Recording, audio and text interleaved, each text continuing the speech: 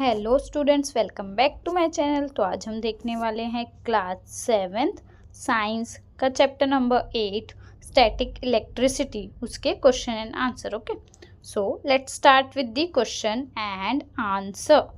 Understood? Question number 1, choose the correct option and fill in the blanks. Correct option choose करना है और blanks fill करना है। A, there is a dash between like charges, there is a dash between like charges, तो answer is always repulsion. Same charges है तो क्या होगा, रिपल्शन होगा ना, वो दूर जाएंगे। Okay, dash is responsible for generation, B dash is responsible for generation of electric charge in an object. क्या रिस्पॉन्सिबल है, क्या चीज़ रिस्पॉन्सिबल है, इलेक्ट्रिक चार्ज जनरेट होता है जिस वजह से ऑब्जेक्ट में। डिस्प्लेसमेंट ऑफ नेगेटिव चार्ज एक जगह से दूसरी जगह ट्रांसफर होते हैं ना, तो answer is displacement of negative charge. C, a lightning conductor is made of a dash strip. कौन सी स्ट्रिप का बने, copper strip. D, dash does not get electrically charge easily by rubbing. क्या इजिली मतलब चार्ज नहीं होता, रब करने से इलेक्ट्रिकली चार्ज नहीं होता। कौन सी चीज़ है रबिंग करने पे, plastic. E, there is a dash when opposite electric charge come near each other. क्या होता है जब दो उल्टे अपोजिट चार्ज एक दूसरे के पास आते तो always attraction. F, a dash can be detected with an electroscope. Electroscope से हम क्या डिटेक्ट कर सकते हैं, हमने पढ़ा था अ चार्ज ऑब्जेक्ट हम डिटेक्ट कर सकते हैं इलेक्ट्रोस्कोप से। Now question number 2, explain why it is not safe to go out with an umbrella when there is a heavy rain, lightning and thunder। Question क्या है, क्यों सेफ नहीं है बाहर जाना अम्ब्रेला के साथ जब बहुत बारिश हो, लाइटनिंग बिजली भी कड़क रही हो और ठंडर बिजली चमक रही है, लाइटनिंग हो रही है, बिजली चमकना, ठंडर बिजली की आवाज़ आना, तो ये सेफ़ क्यों नहीं है कि हम अम्ब्रेला लेकर जाए बाहर। Answer, generally the central rod of an umbrella is metallic with a pointed tip at the upper extremity. क्या होता है, जो अम्ब्रेला है, आपको पता है अम्ब्रेला आप सब ने देखा था, जो उसका रॉड है जो हम पकड़ते हैं ना, सेंट्रल वाला बीच वाला, वो किसका, मेटल का बना हुआ है। और उसका ऊपर पार्ट भी है ना, अम्ब्रेला के ऊपर भी रहता है, वो पॉइंटेड रहता है, टिप रहता है। Second, moreover the ribs of umbrella are also made up of metals when there is heavy rain along with the lightning and thunder the lightning strike can be attracted towards the umbrella. जो ribs है umbrella की ribs मतलब जिस वजह से umbrella वो shape में है, और वो सब भी मेटल्स के रहते हैं ना, आपने देखा होगा। सेंट्रल रॉड तो मेटल का रहता है, उसके आजू बाजू जिसे हम कॉमनली हम तो कहते हैं ऐसे तीलियाँ हैं वो, तो वो सब भी मेटल के ही रहते हैं। और जब हैवी रेन होती है, लाइटनिंग होती है, ठंडर होती है, तो क्या चांसेस है, लाइटनिंग स्ट्राइक हो सकती है ना, और अम्ब्रेला को अट्रैक्ट करेगी। क्यों अट्रैक्ट करेगी, this attraction between the opposite charges on the cloud and the umbrella since our body. क्या होगा, अम्ब्रेला में अपोजिट चार्ज है, क्लाउड और अम्ब्रेला दोनों के बीच अपोजिट चार्ज है, तो वो अट्रैक्ट करेगा अम्ब्रेला को। और हमारा बॉडी गुड कंडक्टर है इलेक्ट्रिसिटी का, मतलब इलेक्ट्रिसिटी हम पे पास हो सकती है, इलेक्ट्रिसिटी हमें लग सकती है, शॉक लग सकता है। तो since our body is good conductor of electricity we may get a forceful shock, एकदम भयानक वाला शॉक लग सकता है। This can be lethal too, in order to avoid such hazard it is not safe to go out with an umbrella when there is heavy rain.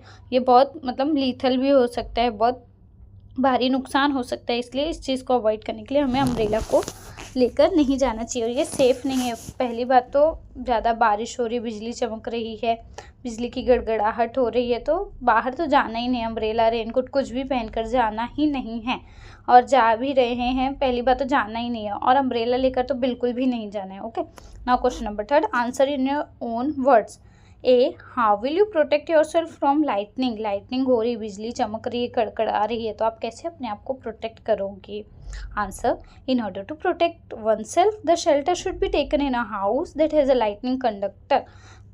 क्या करेंगे, protect करने के लिए उस जगह जाएंगे, उस शेल्टर में जाएंगे जहाँ पर लाइटनिंग कंडक्टर लगा हुआ है। जिस घर में लाइटनिंग कंडक्टर लगा है उससे क्या होगा, लाइटनिंग कंडक्टर लगा है तो अगर लाइटनिंग स्ट्राइक भी होगी, गिरेगी भी, तो और अगर वो उस घर पे भी गिरेगी या उधर आजू बाजू कहीं गिरेगी, तो वो लाइटनिंग कंडक्टर क्या करेगा, उस घर पे तो नहीं आ पाएगी, क्योंकि लाइटनिंग कंडक्टर है, वो उसे ग्राउंड में लेकर जाएगा, वहाँ पे नलीफाई हो जाएगा, मतलब लाइट बिजली का शॉक नहीं लगेगा, किसी को भी सेफ रहेंगे।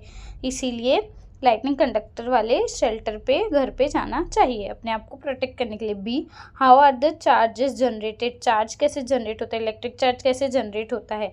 When two objects are rub against each other, then negative charge on one of the object is transferred to the other object। क्या होगा, जब दो ऑब्जेक्ट को हम रब करेंगे तो जो एक ऑब्जेक्ट का नेगेटिव चार्ज है वो ट्रांसफ़र होगा दूसरे ऑब्जेक्ट में, making the second object to acquire a negative charge, और वो ऑब्जेक्ट पे नेगेटिव चार्ज ट्रांसफ़र हुआ तो जो दूसरे ऑब्जेक्ट पे ट्रांसफ़र हुआ वो नेगेटिव हो जाएगा, और जहाँ से ट्रांसफ़र हुआ पहले ऑब्जेक्ट से नेगेटिव चार्ज ट्रांसफ़र हुआ है ना, तो पहला वाला पॉजिटिव हो जाएगा। The first object become positive charge due to loss of negative charge ना, नेगेटिव चार्ज लॉस होने की वजह से वो पॉजिटिव हो जाएगा। See in the lightning conductor what provisions is made for separating of the electricity into the ground, lightning conductor में कौन सा प्रोविज़न बनाया गया हुआ है जिस वजह से जो इलेक्ट्रिसिटी वो ग्राउंड में सेपरेट हो जाती है। ठीक है, मतलब किस तरीके से वो इलेक्ट्रिसिटी ग्राउंड में सेपरेट हो जाती है with the help of lightning conductor, वो आपको बताना है। तो answer first, lighting conductor device है, किस लिए यूज़ करते हैं, प्रोटेक्ट करने के लिए बिल्डिंग को लाइटनिंग के इफेक्ट से, लाइटनिंग स्ट्राइक से। सेकंड पॉइंट, लाइटिंग कंडक्टर किसका बना हुआ रहता है, थिक स्ट्रिप्स मेटल का बना हुआ रहता है, यूजुअली कॉपर मेटल का बना हुआ रहता है। नाउ थर्ड पॉइंट, जो टॉप एंड है लाइटनिंग कंडक्टर का पॉइंटेड रहता है, स्पाइन जैसा शार्प स्पाइक रहता है और फिक्स रहता है, हाईएस्ट पॉइंट पे रहता है बिल्डिंग के सबसे ऊपर, हाँ हाईएस्ट पॉइंट पे रहता है वो लाइटिंग कंडक्टर का वो sharp spike point. Okay, fourth point, जो टॉप है बिल्डिंग का, thick from the top of the building the thick metal strip runs along the outer wall of the building to the ground, तो जो building के ऊपर part से वो metal strip metal wire वो ग्राउंड तक लेकर आते हैं, वायर पतली सी वायर रहती है ऊपर, एकदम ऊपर वाले पार्ट से नीचे तक ग्राउंड तक लेकर आते हैं। लोअर जो एंड है मेटल स्ट्रिप का जॉइंट रहता है प्लेट से, मेटल प्लेट से जो बरीड रहता है अंदर ग्राउंड के अंदर, deep into the ground near the base of और बिल्डिंग के नीचे जो ग्राउंड है बेस है उस पर वो जो मेटल स्ट्रिप है जॉइंट रहती है मेटल प्लेट से, और वो मेटल प्लेट अंदर बरीड रहता है। ओके, जब लाइटनिंग आएगी वो हिट करेगी वो टॉप वाला जो ऊपर वाला स्पाइक वाला पार्ट है जो फिक्स है उस पर हिट करेगी और कहीं नहीं गिरेगी, वो उसी को अट्रैक्ट करेगी। ओके, क्योंकि अपोजिट चार्ज है तो लाइटनिंग जब स्ट्राइक होगा, लाइट स्ट्राइक होगा, वो हिट करेगी उस ऊपर वाले पार्ट को, इलेक्ट्रिकली एनर्जी पास होगी वो मेटल स्ट्रिप से और डिस्चार्ज हो जाएगी सेफली ग्राउंड में। ओके, जो मेटल प्लेट्स है उसकी मदद से, हैंस बिल्डिंग आर प्रोटेक्टेड, और बिल्डिंग प्रोटेक्टेड रहेगी। ओके, तो ऐसे वर्क करता है, ये हमने चैप्टर एक्सप्लेनेशन में भी देखा था कि ये कैसे वर्क करता है, इसका इमेज भी है, आप इमेज देख लोगे तो आपको एकदम ईजीली अच्छे से समझ में आएगा, it's very easy to understand. Okay, D, why do farmers stick an iron staff into the ground while working in the field in rainy condition, जो फार्मर है क्यों स्टिक करते हैं आयरन स्टाफ में आयरन का रॉड क्यों stick करते हैं ग्राउंड में जब वो फील्ड में काम कर रहे हैं तो। So answer, farmer stick an iron staff into the ground while working in the field of rainy condition to protect from lightning, खुद को और जो उनकी फील्ड है खेती को उसको बचाने के लिए वो आयरन रॉड का यूज़ करते हैं लाइटनिंग से। बारिश के टाइम पे लाइटनिंग होगी, बिजली कड़कड़ाएगी, बिजली गिर सकती है, तो उसे बचाने के लिए खुद को भी और खेती को भी। यूजुअली रेनी सीजन के टाइम पे क्या होता है, चांस रहता है ना कि लाइटनिंग और थंडर स्टॉर्म है, लाइटनिंग स्ट्राइक हो, तो लाइटनिंग स्ट्राइक होगी तो फील्ड का बहुत नुकसान हो जाएगा, प्रॉपर्टी का भी नुकसान होगा और लोगों का भी नुकसान होगा, kill people working in the field, जो वर्क कर रहे हैं फील्ड में ना। तो ये काम क्या करता है, जो स्टिक है आयरन स्टिक है, आयरन रॉड है, वो क्या क्या काम करता है, तो एक्सप्लेनेशन है, आयरन स्टाफ और आयरन जो स्टिक है आयरन रॉड है एक्ट करता है लाइटनिंग कंडक्टर के जैसा, जब लाइटनिंग स्ट्राइक होगी वो हिट करेगी उस पार्ट में, रॉड पे जो आयरन रॉड है आयरन स्टाफ है उस पर हिट करेगी, जब लाइटनिंग स्ट्राइक होगी तो उस रॉड पे जाएगी, उससे टकराएगी, electrical energy passes through the metal strip and get discharge safely into the ground, और वो मेटल से पास होके कहाँ जाएगी, सॉरी स्टूडेंट्स, मेटल से पास होके जाएगी ग्राउंड में। ठीक है, मेटल प्लेट्स में, और फार्मर प्रोटेक्टेड रहेंगे, वो मेटल्स जो मेटल रॉड है उससे पास होकर जाएगी, बरीड जो मेटल प्लेट्स उन्होंने लगाया है उसमें, और फार्मर प्रोटेक्टेड रहेंगे डैमेज से, खुद का भी और उनके फील्ड का भी, उससे डैमेज से बच जाएंगे। E, why is a lightning not seen every day during the rainy season, lightning हर दिन क्यों नहीं दिखती, रोज़ देखते क्या हम, बारिश के टाइम पे लाइटनिंग डेली होती क्या, बिजली हमें रोज़ दिखती है, बिजली की थंडर स्टॉर्म रोज़ दिखती है, लाइटनिंग स्ट्राइक रोज़ होता है, नहीं ना, लाइटनिंग स्ट्राइक बहुत रेयर होता है, मतलब होता है रेयर होता है, और लाइटनिंग भी रोज़ नहीं दिखती, तो what is the reason behind that?